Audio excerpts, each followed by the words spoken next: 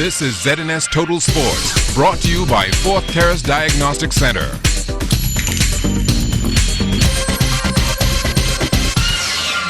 Good evening, Bahamas. Welcome to sports. I'm Jared Higgs. The KSA basketball tournament is currently underway at the Atlantis Grand Ballroom. The event features top high school basketball teams from the U.S. and Canada and gives Bahamian teams a great opportunity to compete against some well-tuned competition. The H.O. Nash Lions junior girls were the first team to take a crack at the foreign competition. They took on Lexington Catholic out of Kentucky. The Lexington team dominated most of the game, stifling H.O. Nash with their zone defense. The height difference created more problems for the H.O. Nash Lions as they were out-rebounded from start to finish. That game finished at a final score of 52-32. Lexington assistant coach Lee Tech says it was a unique opportunity. I thought it was a great experience for our team to be down here, to play a local team. They did a lot of good things. They made us work. They challenged us. We had to make a lot of adjustments. And again, I thought it was a great experience. H.O. Nash coach Patricia Patty Johnson says the game was much needed experience for her girls. It confirmed a lot of the stuff that I was teaching for months. We know now how to get between the man and the basket. We pass more, and we definitely know that if we want to go to school in the States, you have to beat those kids playing. So it's a bonus. Over in senior boys action, despite the tragic death of a fellow student this week, the Doris Johnson senior boys found solace on the court as they took on the Vanguard Panthers out of Florida. Despite the boys from Doris taking an early lead, the first quarter ended at 18 apiece. The rest of the game was a tight contest, with the teams exchanging the lead throughout the third quarter. However, 3 consecutive three-pointers late in the fourth quarter would allow the Florida-based team to pull ahead and secure the victory by a score of 55-45. Today's games included the C.I. Gibson senior boys taking on the Southern Regional team, and the QC junior boys team took on the Southern Regional team. Despite being off the agenda for a few years, Senior League Baseball is back on the horizon. Our Jonathan Benson spoke to Jeff Francis, the president of the New Providence Amateur Baseball League, who gave him the details of the revived initiative. Senior League Baseball has been virtually absent from the capital since 2006, but the once defunct New Providence Amateur Baseball League is expected to be back up and running once again in the new year at the Pinewood Gardens Park. We made up in our mind, with the help of some of my friends, to say, man, when are we going to play baseball again?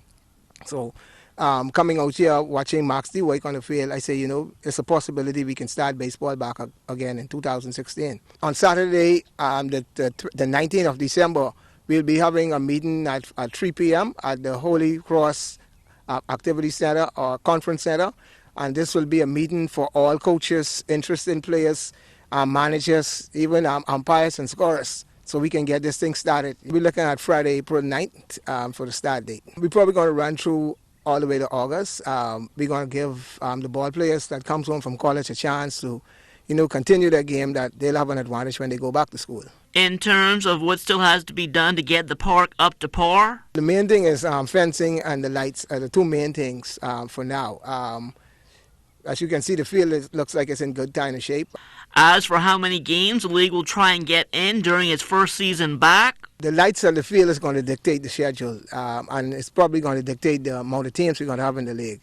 If not, we got to wait till the time change, and we're going to try play mostly 5 o'clock in the day.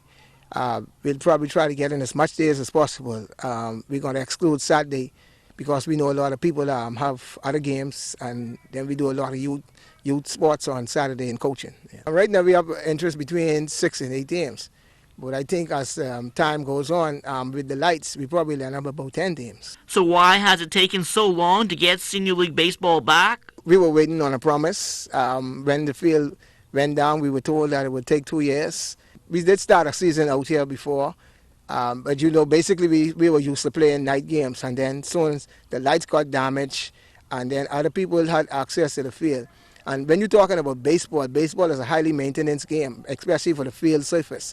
And so you can't play baseball where everybody else plays. With a new Andre Rogers Stadium on the way, the league hopes eventually that can be their permanent home. Jonathan Benson, ZNS Total Sports.